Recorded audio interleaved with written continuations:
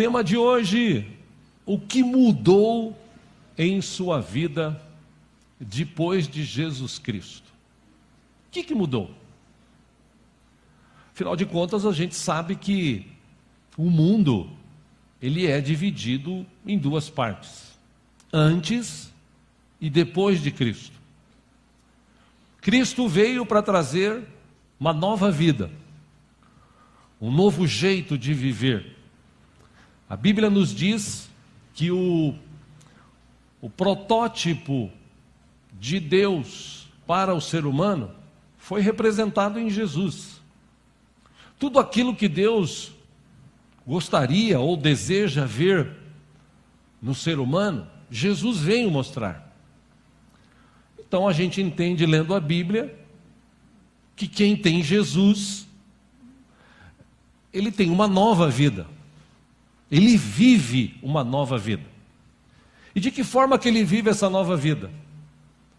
Ele vive essa nova vida totalmente diferente do que vivia antes. Ele pensa diferente, ele fala diferente.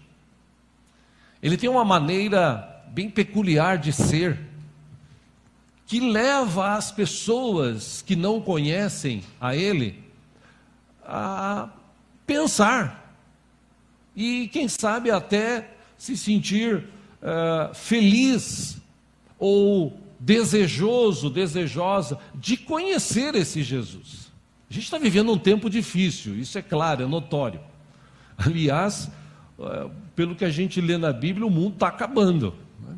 Porque tudo que está acontecendo hoje, por mais que digam que o mundo ainda vai demorar 20, 30, 40, 50 anos para acabar, eu sinceramente não acredito. Eu acredito que vai acabar bem antes disso, de 40, de 50 anos, porque senão a Bíblia ela seria mentirosa, e várias questões que nós estamos vivendo hoje estão descritas na Bíblia. A morte, inclusive, ela sempre pega de surpresa. Aquele que pensa que pode acrescentar um côvado, como Jesus falou, uma hora que seja na sua vida, não vai conseguir. Por isso que a gente tem que estar preparado, estar com Jesus, receber Jesus, conhecer Jesus, viver Jesus diariamente. Por isso que eu quero meditar com os irmãos essa manhã, porque os seguidores de Jesus, baseado na Bíblia, eles não vivem mais como viviam antigamente. Seu jeito de falar, como eu disse, muda. Seu jeito de se portar muda. Até as suas vestes mudam. Porque Jesus veio mostrar um modelo de vida diferente do que se vivia na época e do que se vive hoje. Jesus veio, inclusive, para renovar as nossas vidas, capacitar as nossas vidas. E nesse tempo que nós estamos vivendo, a gente vê um número grande de pessoas que se dizem cristãs. Todavia, essas pessoas, elas não mostram muito esse chamado cristianismo por conta do que vivem. E quando a gente começa a meditar nisso, a gente vê que esse é um problema cada vez mais crescente.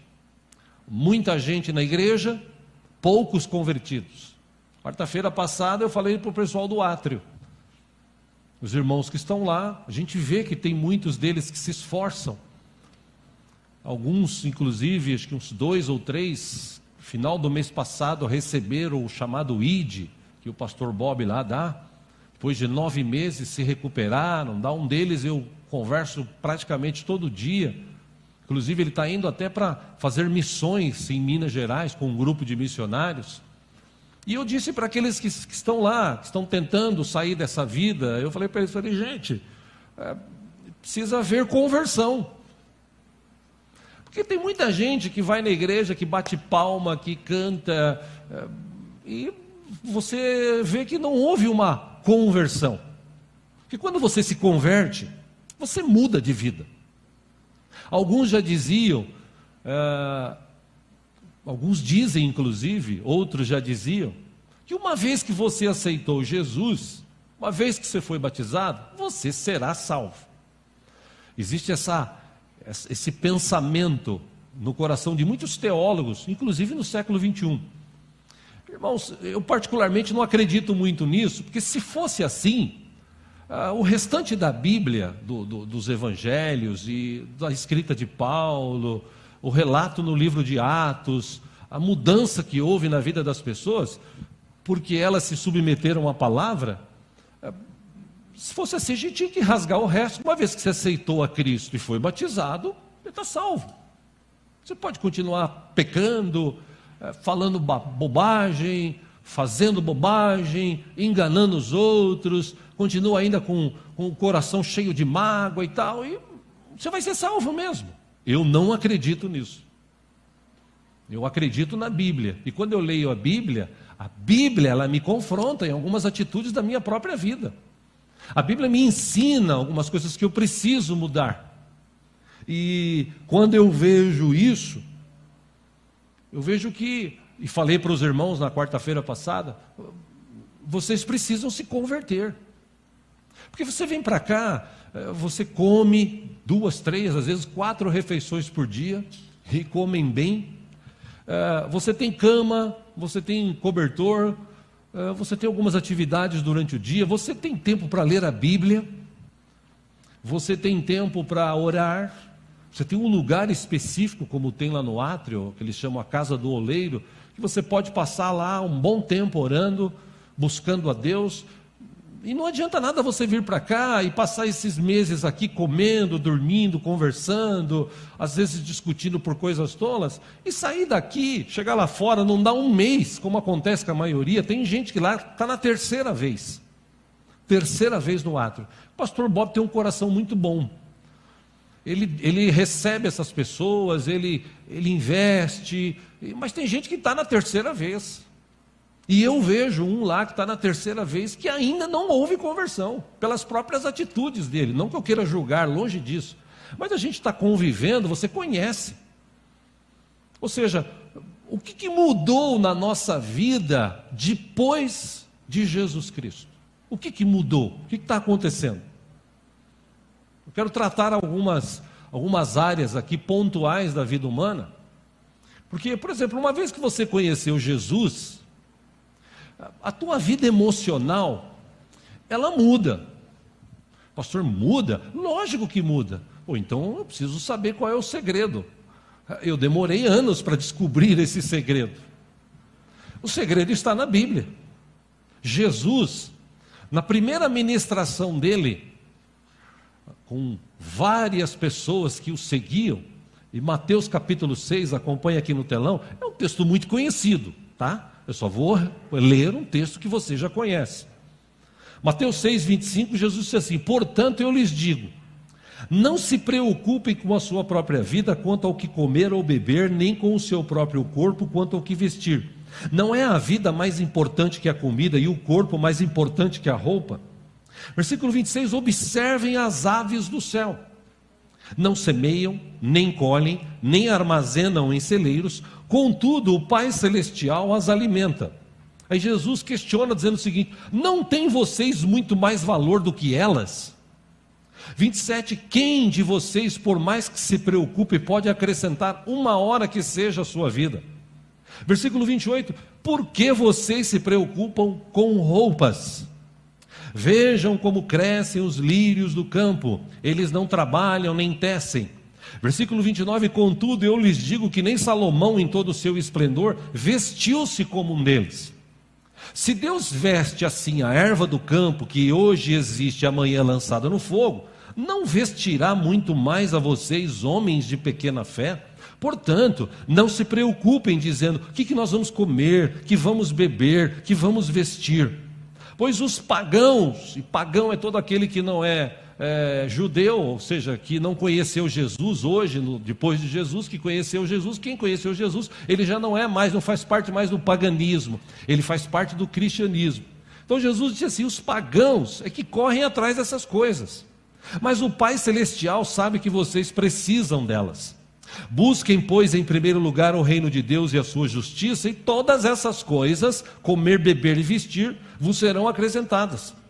Portanto, não se preocupem com o amanhã, pois o amanhã trará suas próprias preocupações. Basta a cada dia o seu próprio mal. O que Jesus está falando? Gente, para de se preocupar.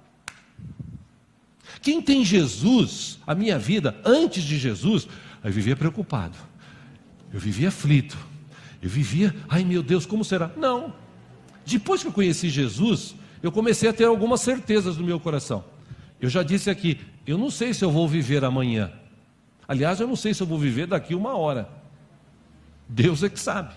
Então, por que eu vou me preocupar com isso?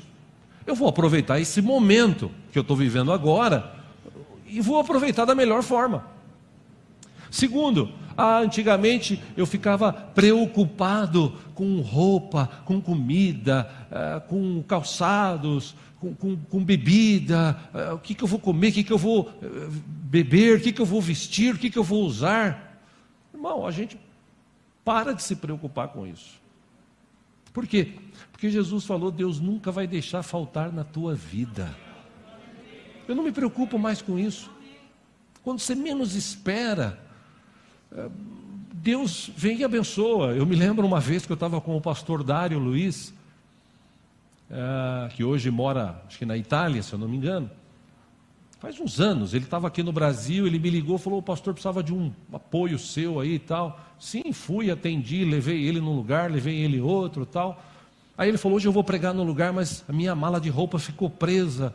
O aeroporto lá, a companhia mandou para o lugar errado e tal, e eu estou aqui meio que só com essa roupa do corpo, estava num lugar aí e tal, num shopping, vamos lá, levei ele no shopping, aí ele foi no lugar, pegou uma camisa para ele e tal, pegou uma calça, aí de repente ele falou, que número o senhor usa de camisa? Eu falei, número 5, ele falou, pô, pera um pouquinho, pegou, não, mas não precisa, não, mas eu quero te abençoar, pastor, mas o senhor falou que está com a oferta contada aí, o dinheiro que o senhor recebeu aí está contado, eu falei, não se preocupa rapaz, de noite eu vou pregar e eu sei que Deus vai providenciar mais recursos e eu quero te presentear, você está me ajudando aqui. Eu falei, tá bom, recebi, e foi legal, porque realmente uma camisa nova é sempre bom, né? Deus providencia. Não, a gente não precisa se preocupar com isso. Uma outra questão que Jesus falou o seguinte, escuta, você precisa aprender a amar mais. Porque quem tem Jesus, antes de Jesus, talvez eu não amasse as pessoas como eu amo depois de Jesus. Porque quando Jesus entrou na minha vida, o amor que vem de Deus, esse amor grande que excede o entendimento, como a paz de Deus que excede todo o entendimento, quando Jesus entra na minha vida, no meu coração, eu passo a amar mais. Por quê? Porque agora eu estou olhando com os olhos de Jesus, eu não estou olhando mais com os meus olhos. Ah, pastor, mas você não sabe o que o cara fez, o que o cara... Irmão, irmã, eu continuo amando. Por quê? Porque depois de Jesus, a minha vida mudou. Eu aprendi a amar. E é interessante que a Bíblia, João, que era considerado o chamado apóstolo do amor, 1 João capítulo 4, versículo 7, ele diz assim, amados, amemos uns aos outros, pois o amor procede de Deus. Aquele que ama é nascido de Deus e conhece a Deus. Quem não ama não conhece a Deus, porque Deus é amor. Aí no versículo 19 ele diz assim, nós amamos porque Ele nos amou primeiro. Se alguém afirmar, eu amo a Deus, mas odiar o seu irmão, é mentiroso. Pois quem não ama seu irmão a quem vê, não pode amar a Deus a quem não vê.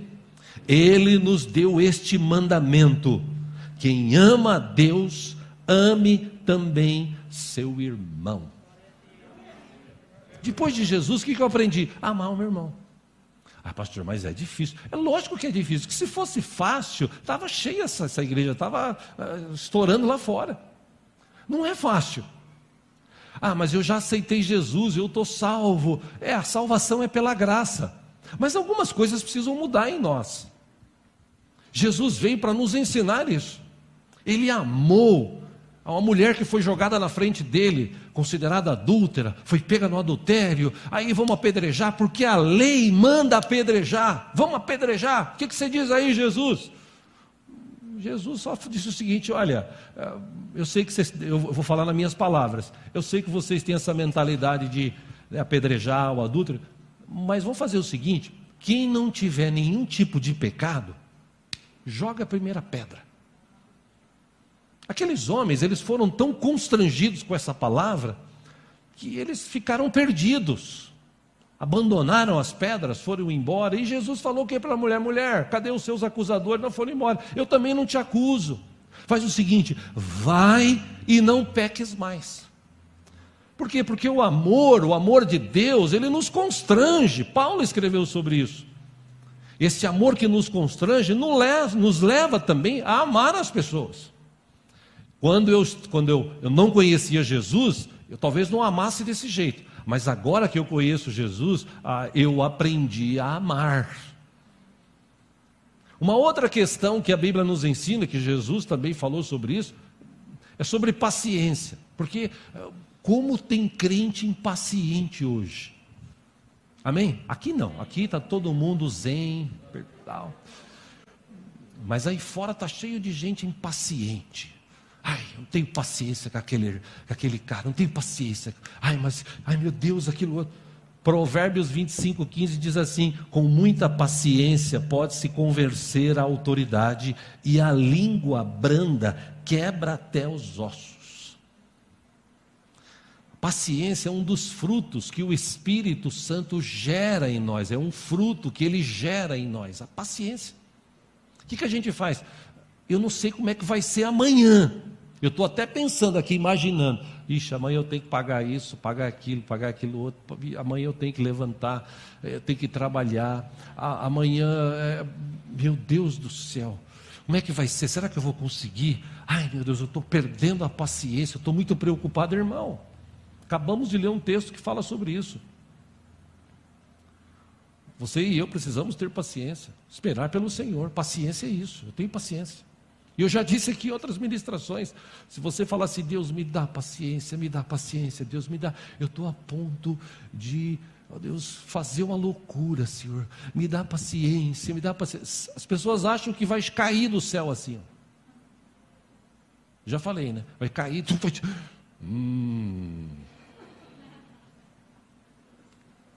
Não, irmão, você fala assim, Deus me dá paciência, pois vai acontecer, o cara vai te fechar no trânsito. E você vai com aquele jeito seu, paciência, tem gente que erra no trânsito. Aliás, hoje em dia o que mais tem é gente errando no trânsito, né? De sábado, inclusive, é tão ruim guiar em São Paulo, meu Deus do céu, né? Enfim, mas ainda assim eu tenho que ter paciência. Eu tenho que ter paciência com a minha esposa, tenho que ter paciência com o meu filho, tenho que ter paciência com o meu neto, com a minha nora, com os meus irmãos. Eu tenho que ter paciência com os tios, tem uns tios meus que estão aí fazendo hora extra, inclusive. Deus abençoe se tivesse tido.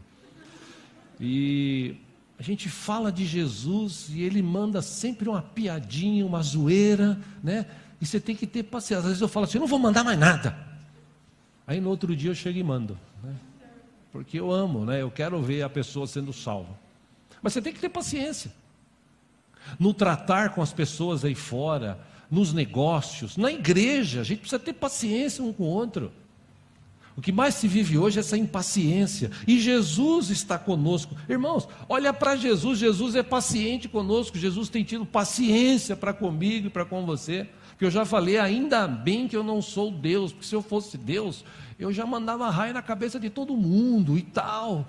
Jesus não, ele tem paciência.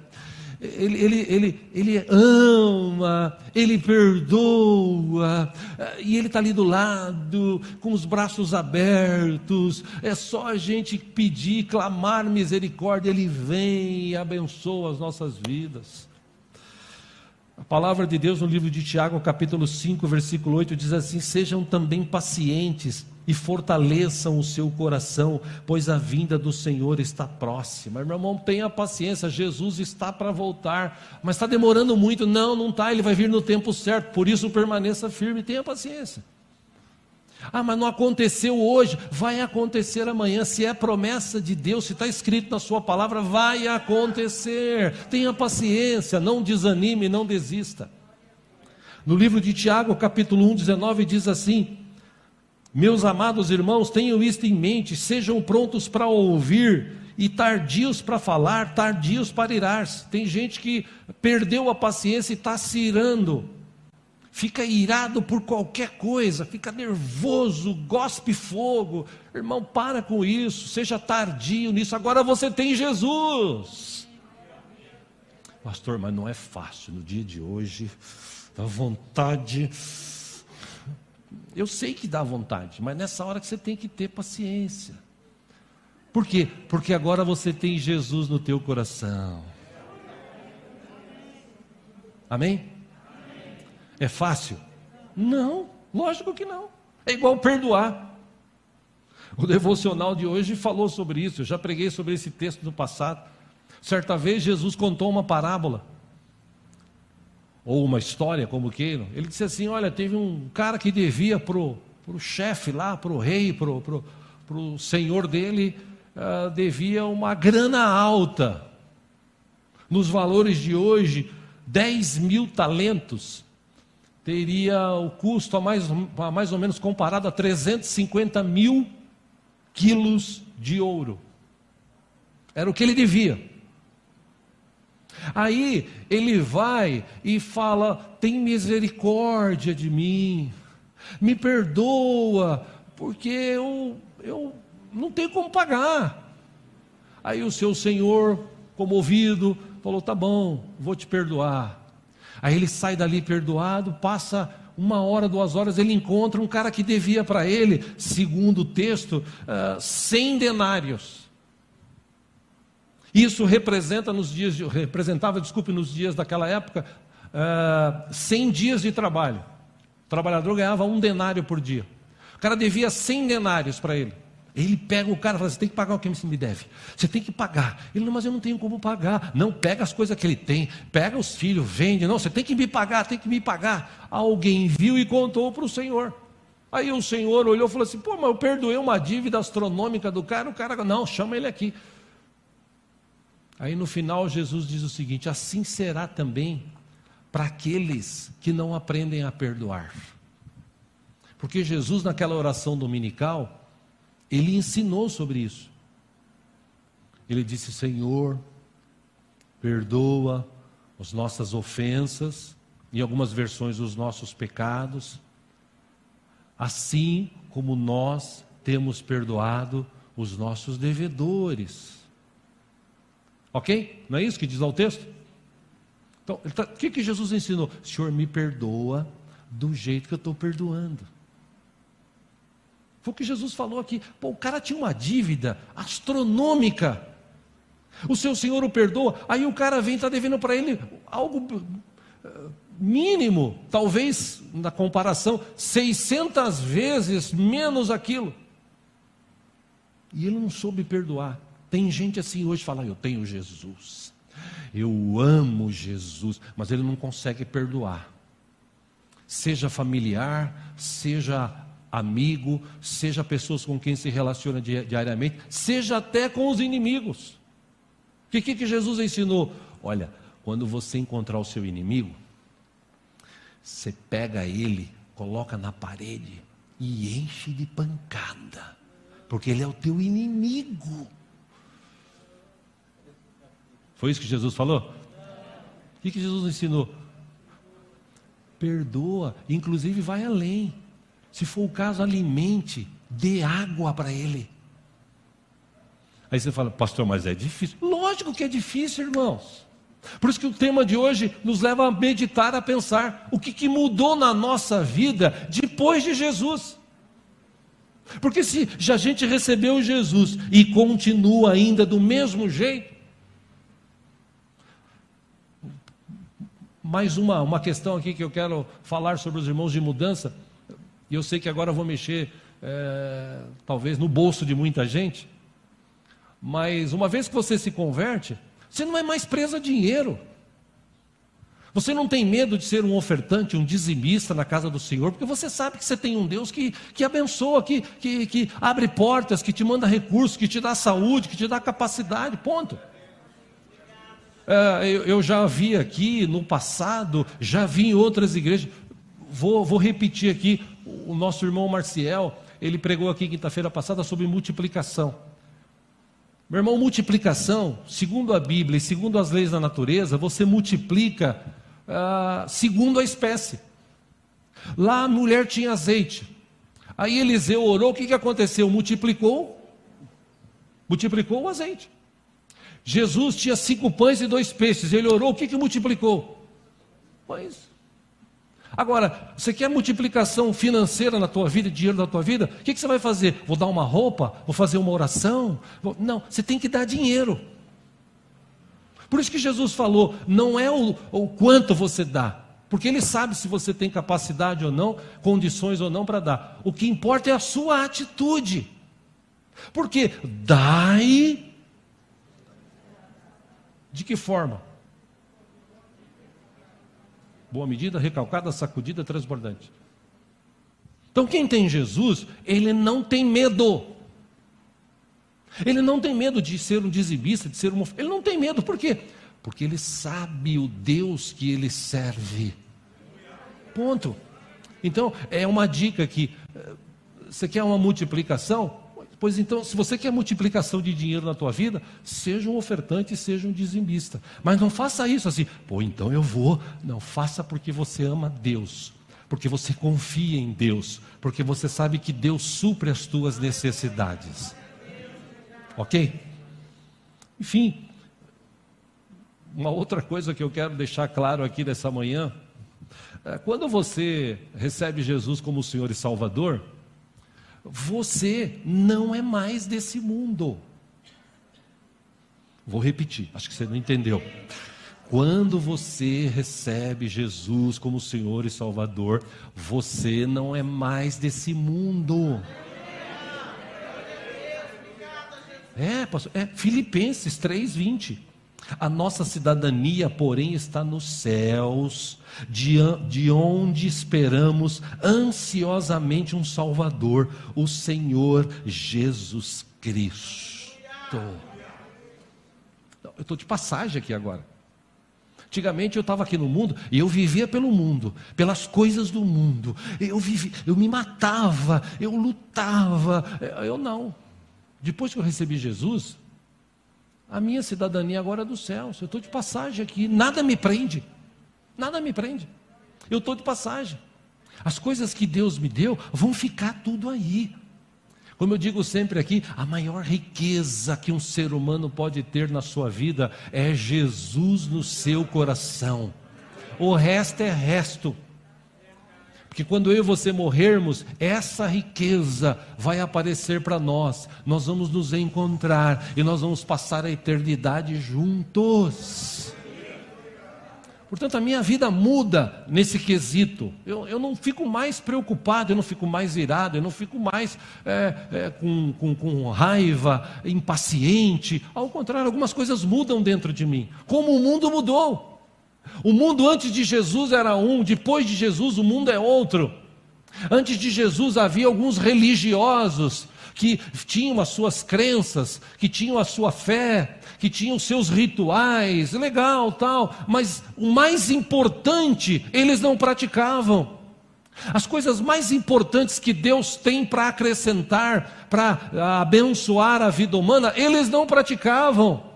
Eles limitavam que os doentes fossem às sinagogas, eles limitavam que os pagãos pudessem entrar nas sinagogas, eles julgavam sumariamente as pessoas, eles classificavam as pessoas. Isso eu estou falando de questão de religião. Imagina o mundo da época, que era um mundo corrupto. Imagina o mundo da época que as pessoas tinham muito interesse em mandar, e os coitados ou o povo se submetia a isso. Aí Jesus veio para trazer essa libertação, para trazer essa nova mentalidade, e bateu de frente com essa turma. Por isso que eles queriam matar Jesus. Por isso que o diabo às vezes, ou na maioria das vezes, quer destruir a nossa vida. Porque quando o diabo sabe que você se converteu, ele vai lutar com unhas e dentes, para que você não creia em Deus, para que você não seja paciente, para que você não ame, para que você não perdoe, para que você odeie, para que você xingue, para que você deseje o mal para os outros. E olha que tem gente aí uns crentes de hoje macumbeiro, né? Faz aquelas orações macumbeiras. Deus vai te castigar, você vai ver. Até uma mulher que prega esses dias, um irmão me mandou um vídeo numa igreja, claro, pequena. O meu varão é meu, não fica de olho nele não, irmão, senão você vai ver o que Deus vai fazer.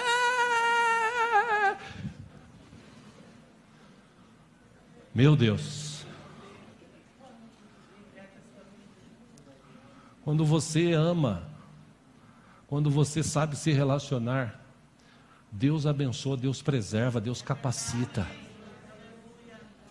Meu irmão, minha irmã, precisa haver mudança em nós. Depois que Jesus entrou na nossa vida, algumas coisas têm que mudar. Só assim as pessoas lá de fora vão entender quem é Jesus e querer conhecê-lo. Se você olhar para a Bíblia, tem vários exemplos.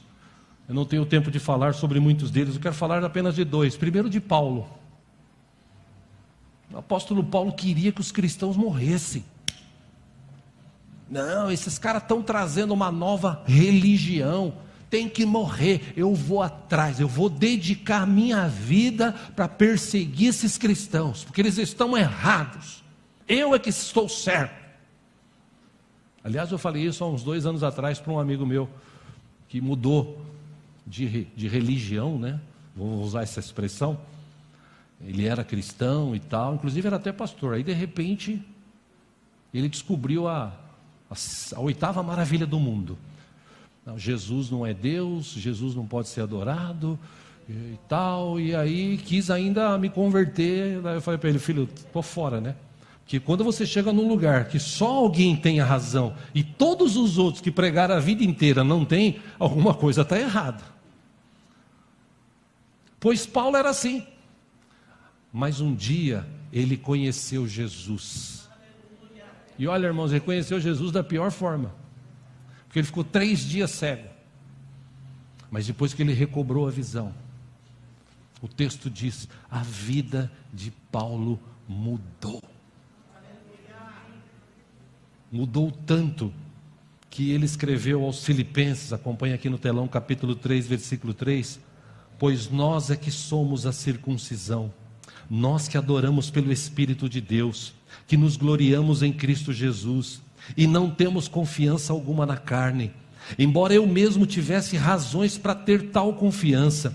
Se alguém pensa que tem razões para confiar na carne, eu ainda mais.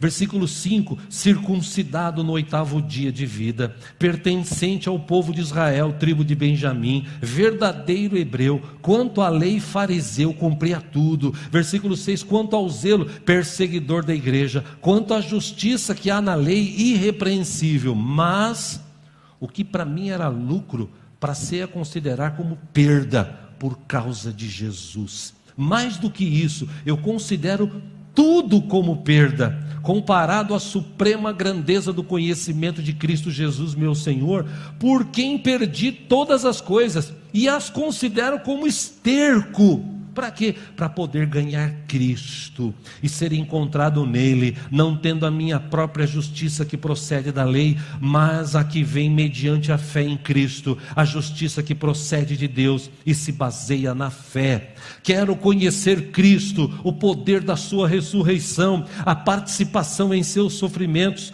tornando-me como ele em sua morte, para que de alguma forma alcance a ressurreição dentre os mortos.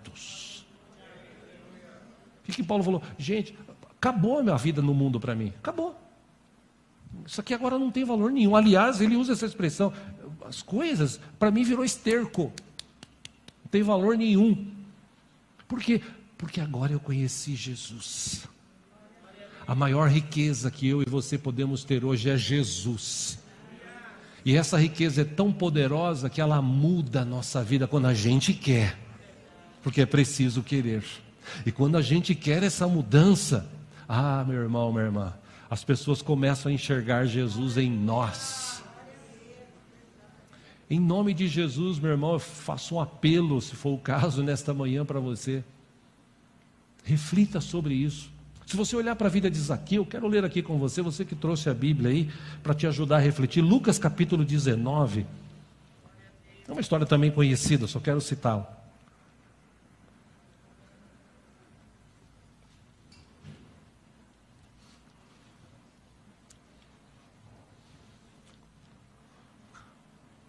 Muito conhecida, vou citar Lucas 19, versículo 1.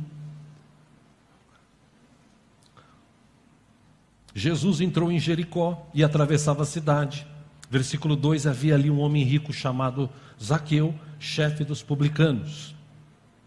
Versículo 3, ele queria ver quem era Jesus. Aliás, até pausa, conta uma história de um pregador uma vez que ele estava, acho que eu já falei sobre isso aqui, né? Mas vou lembrar aqui, um pregador que estava pregando esse texto. Aí ele começou a falar, irmão, irmã, Nicodemos queria ver Jesus. Aí Nicodemos lutou para subir naquela árvore, e alguém do lado falou assim, Zaqueu. Aí ele, então, irmãos, Nicodemos ali subiu e estava olhando, Zaqueu. Aí Nicodemos, irmãos, fez aquele esforço e tal. Quando ele estava lá em cima, alguém falou, Zaqueu. Aí chegou alguém e falou, Nicodemos, desce, porque Zaqueu precisa subir para ver Jesus. O cara era bom, né? Versículo 2, aliás 3. Ele queria ver quem era Jesus, mas sendo de pequena estatura, não conseguia, por causa da multidão. Versículo 4, assim correu adiante e subiu numa figueira brava para vê-lo, pois Jesus ia passar por ali. 5, quando Jesus chegou àquele lugar, olhou para cima e lhe disse, Zaqueu, desça depressa, quero ficar em sua casa hoje. 6, então ele desceu rapidamente e o recebeu com alegria. Versículo 7, todo o povo viu isso e começou a se queixar. Olha o povo é povo, né? Ele se hospedou na casa de um pecador. Versículo 8, mas Zaqueu levantou-se e disse ao Senhor, olha Senhor, estou dando a metade dos meus bens aos pobres, e se de alguém extorquir alguma coisa, devolverei 4 vezes mais. Ele era cobrador de impostos e levava sempre um por fora. Versículo 9, Jesus lhe disse, hoje houve salvação nessa casa, porque este homem também é filho de Abraão, pois o Filho do Homem veio buscar e salvar o que estava perdido. Ele veio e salvou a minha vida, porque eu estava perdido. Ele veio e salvou a tua vida, porque você também estava perdido. Aí a gente, em vez de receber Jesus e mudar de vida, não, a gente fala que é cristão, mas fica do mesmo jeito. Aquele irmão ali, aquela irmã ali, ai meu Deus, esse país, ai esse governo, ai não sei o que, ai o professor, ai o raio do patrão, ai a empresa, ai o ônibus que atrasou, ai o carro que quebrou, ai meu Deus, está faltando dinheiro, ai isso, ai aquilo, e fica assim. Aí você fala assim, vamos perdoar, irmão. Não, eu perdoo aquele, mas aquele ali não perdoa, não, aquele ali tem que sofrer um pouquinho mais. Aí depois quer mostrar para as pessoas que existe Jesus e que Ele está na sua vida. Entende por que muitas pessoas hoje talvez não se convertam? É óbvio que quem convence é o Espírito Santo, lógico. Mas meu irmão, minha irmã, para as pessoas se converterem, elas precisam ver Jesus em algum lugar. Que a Bíblia diz que Deus mandou Jesus, João 3,16, Deus amou tanto o mundo que deu seu Filho unigênito para que todo o que nele crer não pereça, mas tenha vida eterna. Quando eu recebo Jesus, guarde isso no teu coração. Quando eu recebo Jesus, eu sou um tipo de modelo para as pessoas aí fora. Que elas veem religião, mas Jesus mesmo vivo, eles vão ver em nós. Eu repito o que eu já disse aqui várias vezes, a Bíblia que eles conhecem lá fora é a nossa vida. Inclusive nós somos um modelo até para os nossos filhos, para a nossa família. Esse papo que muitos diziam no passado, eu faço de tudo, meu filho, eu dou de tudo para ele. Errado. Você é o modelo para ele. O Machado antigamente dizia que seus filhos prestam mais atenção no que você faz do que no que você diz. A gente ensina o que sabe, mas a gente reproduz o que nós somos. É interessante isso. Ou seja, o que eu quero te mostrar com isso? Até para a tua família, elas precisam ver Jesus em você. Podem até não aceitá-lo como Senhor e Salvador, ou recebê-lo, mas elas precisam ver Jesus em você. Aliás, essa foi a ordenança de Jesus aos seus discípulos. Vão evangelizar, vão curar as pessoas e tal. Primeiro lugar, Jerusalém, sua casa. Segundo lugar, Samaria, vizinhos. Terceiro lugar, os confins da terra. Ou seja, a gente começa mostrando que tem Jesus dentro de casa. Porque você pode repreender o teu filho, para de falar palavrão, mas se você continuar falando, ele vai repetir. Se você falar para o teu filho assim, para de fazer isso, mas se você continuar fazendo, ele vai continuar fazendo, porque você é um modelo para ele. Então esse negócio, mas eu dei tudo, irmãos. O mais importante talvez você não tenha dado. E mãe que faz papel de pai também. Talvez você não tenha sido um modelo de oração, de fé, de amor, de perdão. Porque se você tem essa consciência no teu coração, e eu humildemente eu falo isso, eu tenho essa consciência dentro de mim, porque eu sempre procurei ser um modelo para o meu filho, e graças a Deus ele está na igreja hoje e é um modelo para o meu neto, de quem serve, de quem ama a Deus. Da mesma forma, quando você tem essa consciência, e mesmo que ele não estivesse aqui hoje, eu tenho plena consciência, eu fui um modelo de oração, de fé, de perseverança, de perdão, de amor. Eu procurei sempre ser. Por quê? Porque Jesus mudou a minha vida. Antes de Jesus, eu era assim. Agora, depois de Jesus, eu sou assim. Mas eu ainda tenho falhas, sim. Ainda tenho falhas. Mas a cada dia eu tenho pedido a Deus, Deus, muda meu coração. Muda minha mente. Muda a minha vida. Muda o meu jeito. Eu quero, Senhor, que as pessoas olhem para mim e encontrem Jesus dentro da minha vida. Eu nunca me esqueci uma vez, um papo que eu tive com o pastor Gernando, lá da Carisma de Osasco, uns anos atrás.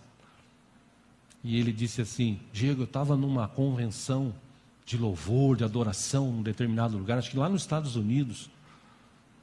E rapaz, teve um mover no momento lá de Deus, assim, num louvor, houve um mover. E tinha um senhor do meu lado, assim, negrão, fortão. E o cara suado, cheio de gente, eu via pessoas de um lado, do outro, na frente, atrás, mas aquele homem, do jeito que ele adorava Deus, do jeito que ele se manifestava, aquele cara ali, ele cheirava Jesus. Falou que ele ali marcou a minha vida. E seria legal, por exemplo, quando a gente está cantando, que a gente possa exalar o cheiro de Jesus, a presença de Jesus, a ponto das pessoas que estão do nosso lado, elas se sintam animadas também para cantar, para adorar, para glorificar o nome do nosso Deus. Amém, irmãos? Vou encerrar repetindo o texto de Mateus 5,13. Jesus falou, vocês são o sal da terra, mas se o sal perder o seu sabor, como restaurá-lo? Não servirá para nada, exceto para ser jogado fora e pisado pelos homens. Vocês são a luz do mundo. Não se pode esconder uma cidade construída sobre um monte. E também ninguém acende uma candeia e coloca debaixo de uma vasilha. Ao contrário, coloca no lugar apropriado e assim ilumina todos os que estão na casa. Assim brilha a luz de vocês diante dos homens, para que vejam as suas boas obras e glorifiquem ao Pai de vocês que está no céu. Encerro para a gente orar pelo momento da ceia, perguntando o seguinte: o que mudou na tua vida depois de Jesus Cristo? Fecha os teus olhos, vamos orar, pense sobre isso.